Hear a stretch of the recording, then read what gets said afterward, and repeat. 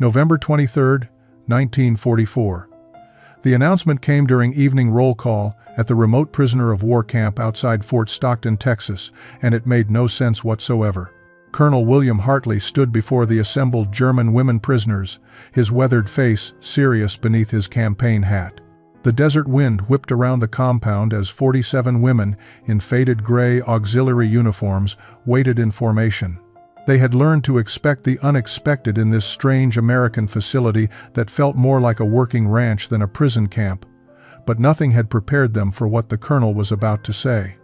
"Ladies," he began, his interpreter translating his words into German. "Tomorrow is Thanksgiving Day, an important American holiday. My staff and I would like to invite you to join us for a traditional Thanksgiving feast." The words hung in the cooling desert air like an impossible dream. Several women glanced at each other with confusion and suspicion. Greta Schiller, a 24-year-old former postal worker from Munich, felt her heart begin to race. She understood enough English to know she had heard correctly, but understanding the words and believing them were entirely different matters. Kapitän Ilse Braun, the highest-ranking woman among the prisoners, stood rigid with barely concealed outrage. Her voice cut through the silence in sharp German. "This is a test. They want to see which of us will fraternize with the enemy. We must refuse." But Greta noticed something the Kapitän had missed. She saw the way the American guard stood relaxed but respectful, the way Colonel Hartley's eyes showed genuine invitation rather than mockery. She had been in this camp for 3 months, and nothing about these peculiar American cowboys who served as their guards had matched what she had been taught to expect. Sergeant James Callahan, whom everyone called Buck, stepped forward. He was a tall Texan, with sun-darkened skin and the easy confidence of a man who had spent more time on horseback than in military formation. "Colonel," he said in his slow drawl, "maybe the ladies need some time to think on it. Big decision and all." Colonel Hartley nodded. "You have until tomorrow morning to decide. Anyone who wishes to join us will be welcome. Anyone who prefers to remain in quarters will not be judged or punished. This is an invitation, not an order." As the women were dismissed, they walked back to their barracks in small groups, speaking in urgent whispers. Greta found herself walking alone, her mind churning with questions. She had been captured 5 months earlier outside Paris, serving as a communications specialist for the Wehrmacht. She had expected harsh treatment, perhaps even violence. Instead, she had found herself in West Texas, surrounded by Americans who seemed more interested in teaching her how to ride a horse than in punishing her for her country's sins. Tomorrow was Thanksgiving. The Cowboys had invited them to feast, and Greta Schiller had no idea whether accepting would be an act of treason or an act of survival. The story begins 3 months earlier, in August 1944, when Greta Schiller first stepped off the transport truck into what felt like another planet. The heat hit her like a physical blow. Having grown up in Munich with its cool forests and mountain breezes, she had never experienced anything like the merciless Texas sun. The landscape stretched endlessly in every direction, dotted with scrub brush and rocky outcroppings that shimmered in waves of heat. This was supposed to be a prison camp, but it looked more like the frontier photographs she had seen in her school geography books. Greta and 26 other German women auxiliaries stood in an uncertain cluster, their gray uniforms already darkening with sweat. They had been captured during the chaotic retreat from France, processed through England, then shipped across the Atlantic to America. Each step of the journey had taken them further from everything they knew. A tall American officer approached, and Greta instinctively straightened. But instead of the harsh commands she expected, he removed his hat in a gesture that seemed almost courteous. "Welcome to Fort Stockton," he said through an interpreter. "I'm Colonel Hartley. This facility was a working cattle ranch before the war, and it still is in many ways. You'll be housed in the converted bunkhouses, and you'll be expected to work, but you'll be treated according to the Geneva Convention." The women were led past corrals where horses watched them with mild curiosity.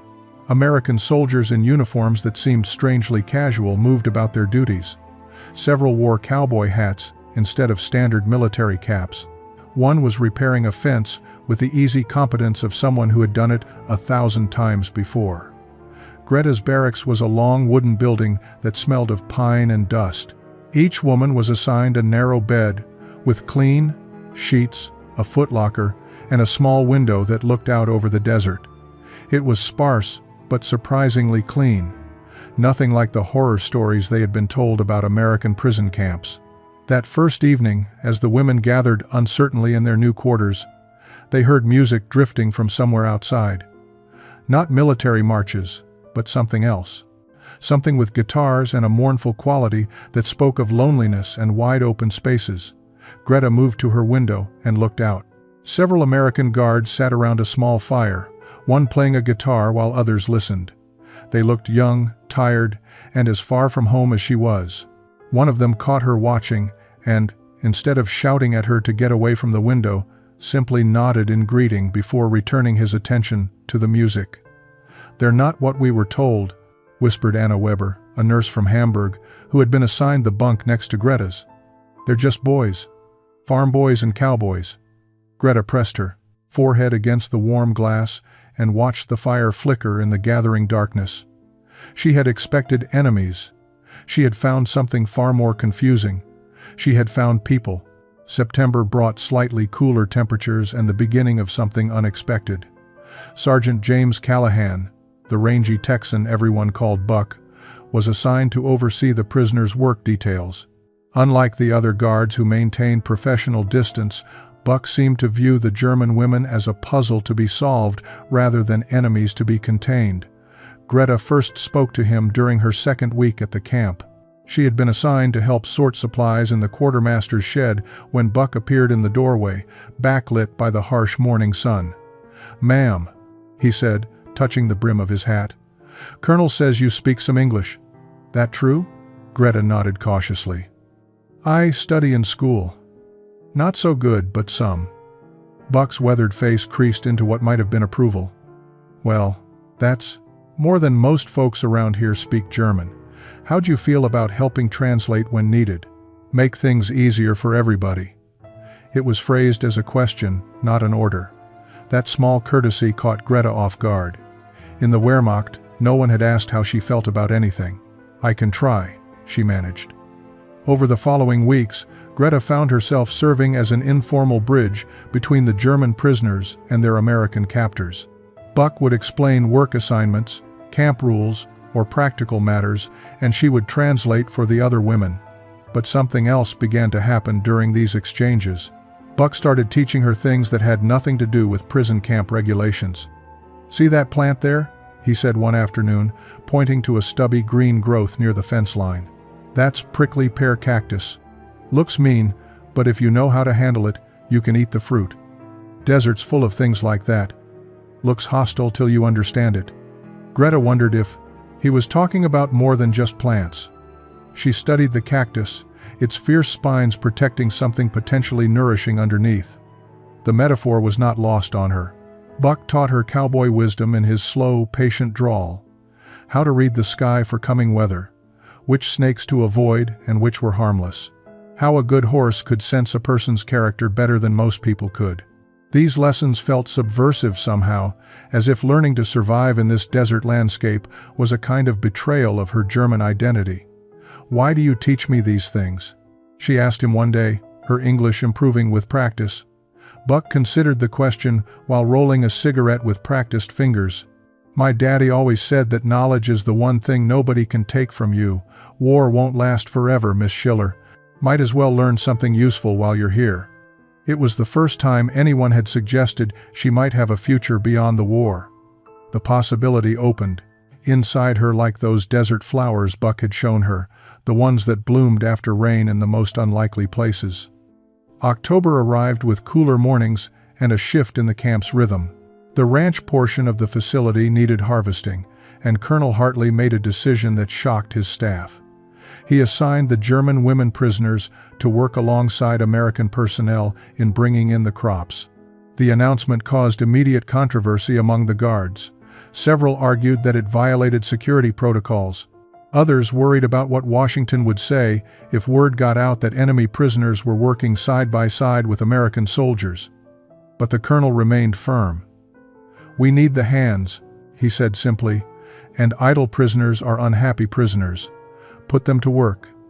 Greta found herself assigned to a crew harvesting cotton in the eastern fields. She had never picked cotton before, had never done any kind of agricultural labor. Her hands, accustomed to sorting mail and operating telegraph equipment, were soft and unprepared for the rough bowls that left her fingers raw and bleeding by the end of the first day. Buck noticed her struggling. Without a word, he produced a pair of worn work gloves from his saddlebag. "These were my sister's," he said. "She's got hands about your size. You'll need them, or you'll tear yourself up." Greta accepted the gloves with trembling fingers.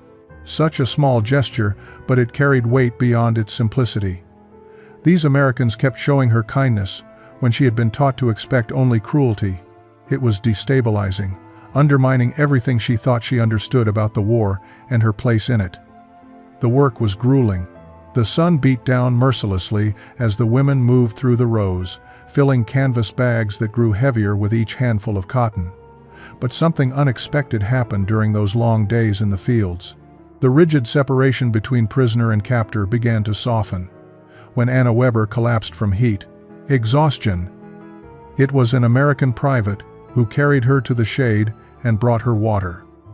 When a wagon wheel broke, German and American hands worked together to repair it. During water breaks, conversations started to happen. Hesitant at first, conducted through Greta's improving translation skills.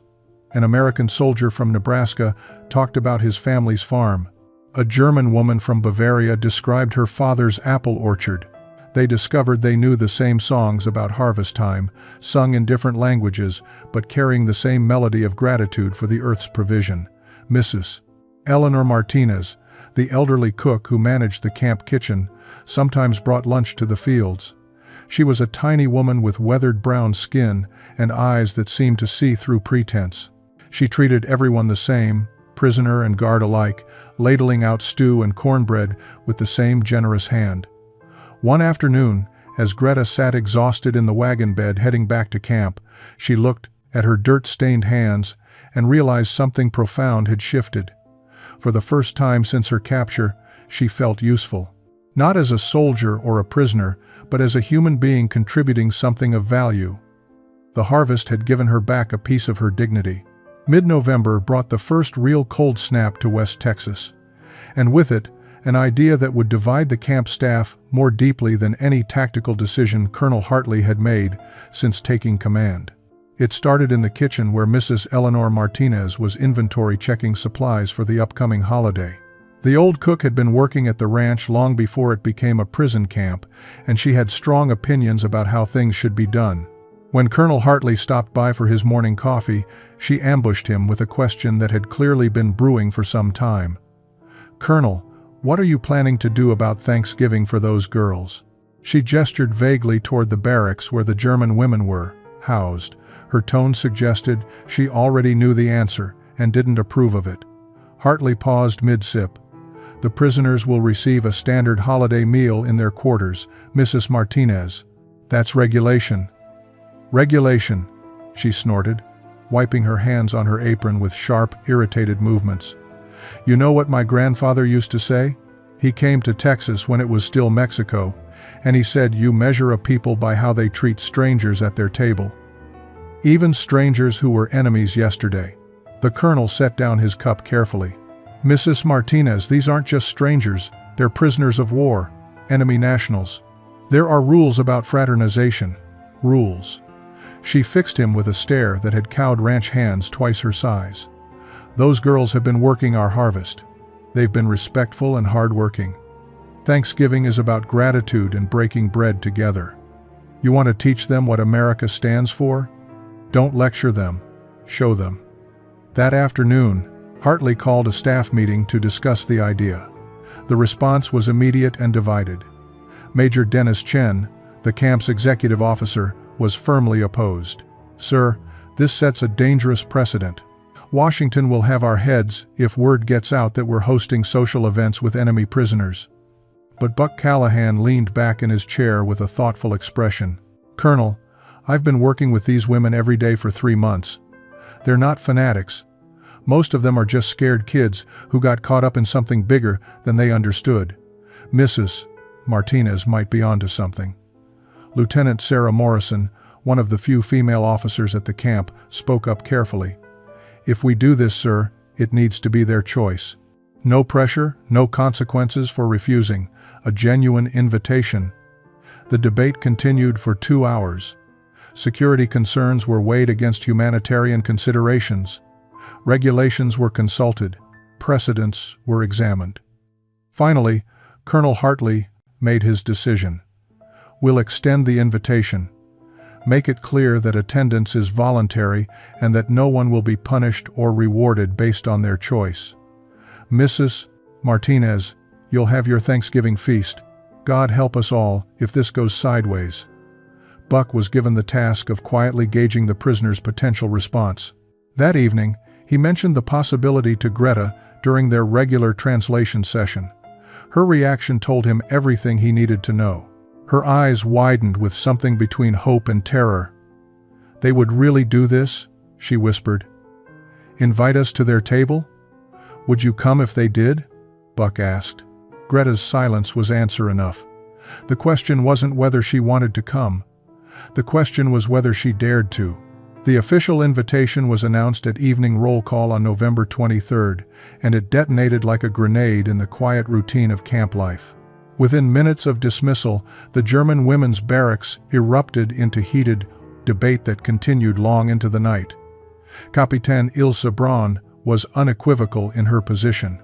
She stood in the center of the barracks, her bearing still military despite months of captivity, her voice sharp with authority.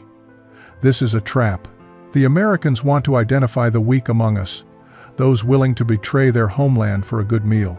Anyone who accepts this invitation shames herself and dishonors Germany.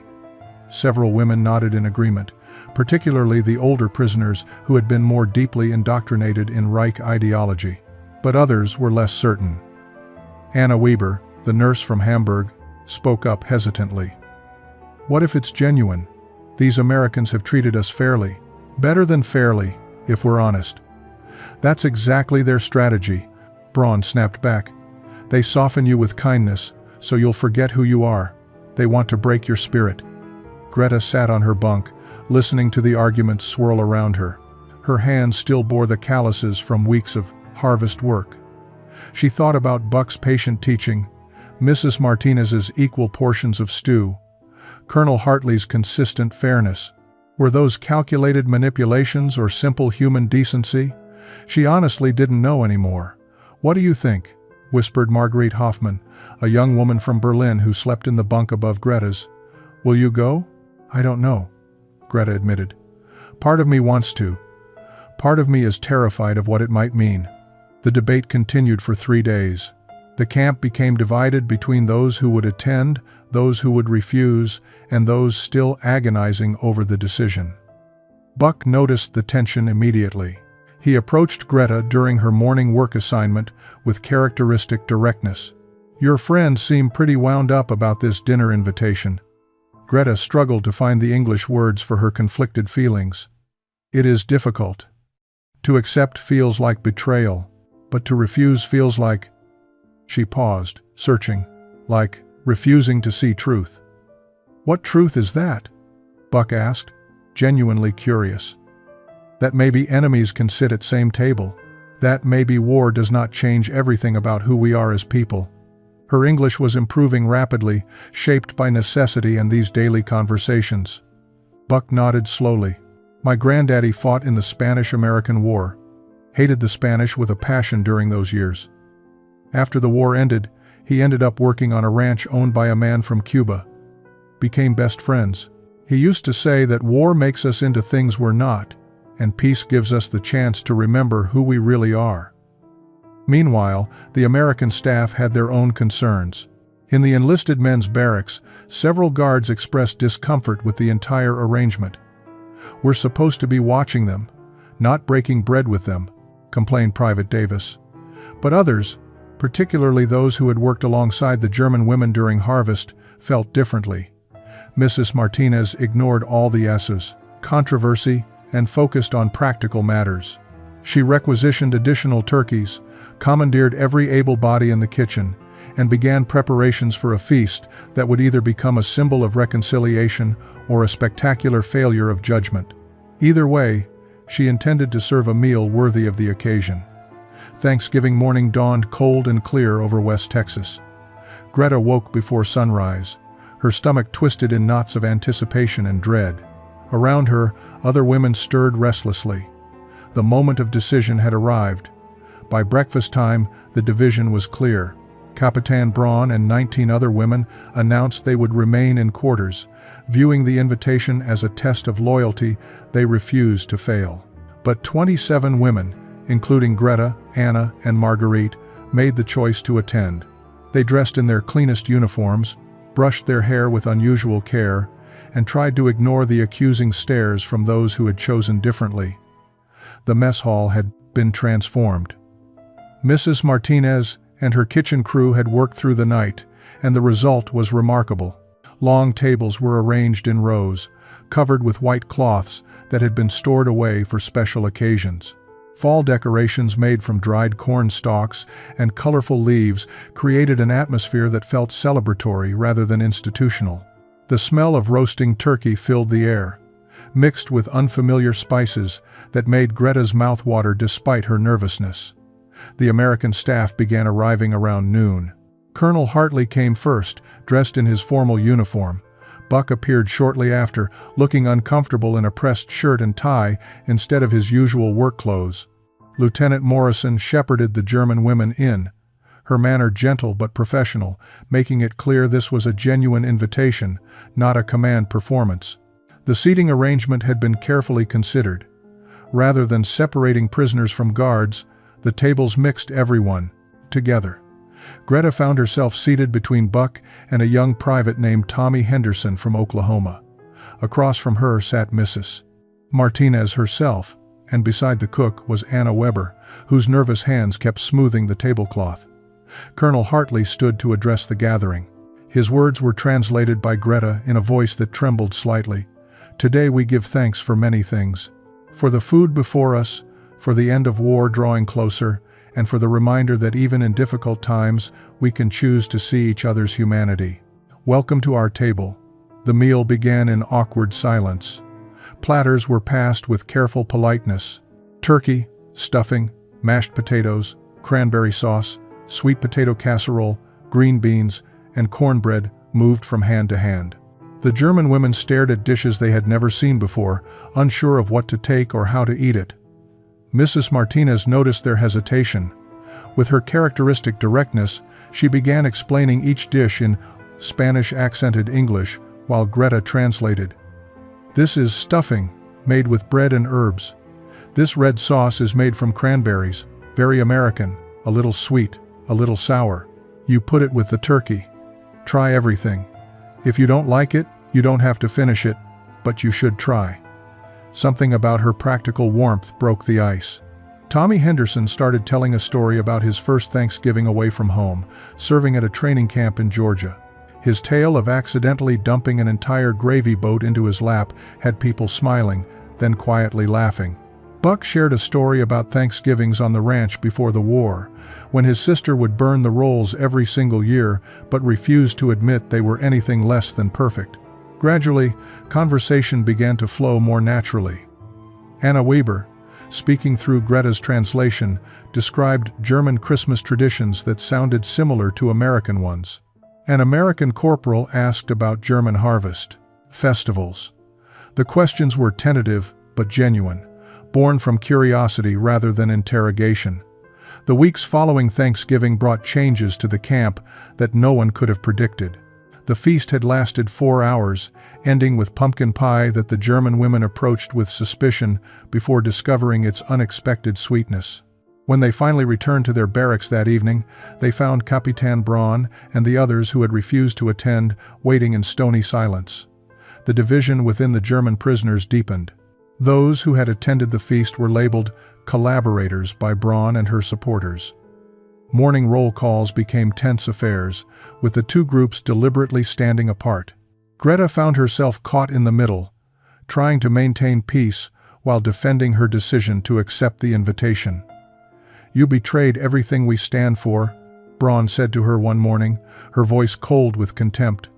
"You sat at the enemy's table and smiled while our homeland burns." Greta met her gaze steadily, surprised by her own calm. "I sat at a table with people who treated me with dignity. If that's betrayal, then perhaps I don't understand loyalty the way I thought I did." But the consequences of the feast extended beyond internal camp politics. Buck noticed that the women who had attended now worked with different energy. They volunteered for tasks without being asked. They helped maintain the barracks with newfound purpose. Anna Weber began assisting in the camp infirmary without prompting, her nursing skills becoming invaluable to the overworked medical staff. Greta's role as translator expanded naturally. She found herself involved in daily camp operations, bridging not just language, but understanding between the two groups. Colonel Hartley began consulting her on matters related to prisoner morale and welfare. It was an unprecedented level of trust to place in an enemy prisoner, and Greta felt the weight of that responsibility. Then, on a gray December morning, the mail truck arrived with letters from Europe. The Red Cross had finally processed communications through proper channels, and several prisoners received news from home for the first time in months. Greta's name was called. Her hands shook as she accepted the thin envelope with its German stamps and censorship marks. She waited until evening to open it, sitting alone on her bunk while others slept. The letter was from her aunt in Stuttgart, dated 2 months earlier. The handwriting was shaky, the words carefully chosen to pass censorship, but the message was clear enough. Greta's mother had been killed in an Allied bombing raid in July. Her younger brother Friedrich was missing, last seen during the defense of Berlin. Their apartment building no longer existed. The page blurred as tears filled her eyes. She had known intellectually that Germany was being destroyed, had read the reports in American newspapers. But this made it personal, made it real. Her mother was gone. Her brother was probably dead. The home she had fought to defend no longer existed except in memory. Anna found her sitting there in the darkness, the letter clutched in her hands. Without a word, the nurse sat beside her and wrapped an arm around Greta's shoulders. They had been strangers 6 months ago, fellow prisoners brought together by circumstance. Now Anna's presence was the only comfort available in a world that had become unrecognizable. "What do I go back to?" Greta whispered. "Even if the war ends tomorrow, what is there to return to?" Anna had no answer. She had received her own letter with similar news. Hamburg had been devastated by firestorms. Her family's neighborhood was gone. They sat together in the darkness, 2 young women mourning a homeland that no longer existed. Winter settled over West Texas with surprising cold. The German women wrapped themselves in army-issue blankets and watched snow dust the desert landscape in a thin white veil that melted by mid-morning. But the cold outside was nothing compared to the chill that had settled into their hearts as more letters arrived from Europe. By January 1945, nearly every woman in the camp had received some kind of news from home. Almost all of it was devastating. Cities destroyed, family members dead or missing. The Germany they remembered was being systematically erased by the advancing Allied armies and years of total war. Greta found herself counseling other women through their grief, even as she struggled with her own. Her role as translator had evolved into something closer to mediator and confidant. Women came to her with their letters, asking her to help them understand the careful language their relatives used to describe horrors too large for direct words. The dynamics with Kapitan Braun's group shifted unexpectedly.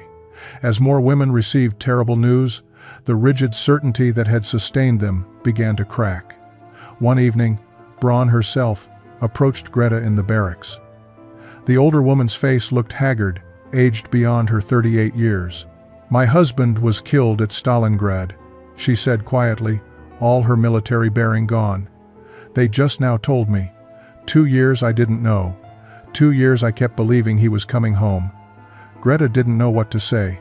Braun had been her harshest critic, the voice of unwavering loyalty to a cause that was crumbling into dust. Now she stood before Greta, like any other grieving woman, stripped of ideology by personal loss. The camp itself was changing too. Colonel Hartley received orders that German prisoners across America would begin repatriation procedures as soon as the war in Europe ended. The news should have brought relief, but instead it created anxiety. What were they returning to? Who would be waiting for them? Buck noticed Greta's increasing melancholy during their work sessions. One afternoon, he asked her directly what she was thinking about. She struggled to express it, in English, but finally managed. "I think about going back to a place that is not home anymore, to people who will see me as failure because I was captured, to country that became something I do not recognize." "What if you didn't go back?" Buck asked carefully.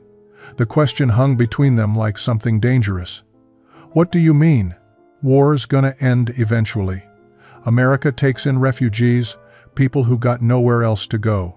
Just wondering if you'd ever consider staying." It was the first time anyone had spoken aloud the thought that had been growing in Greta's mind for weeks.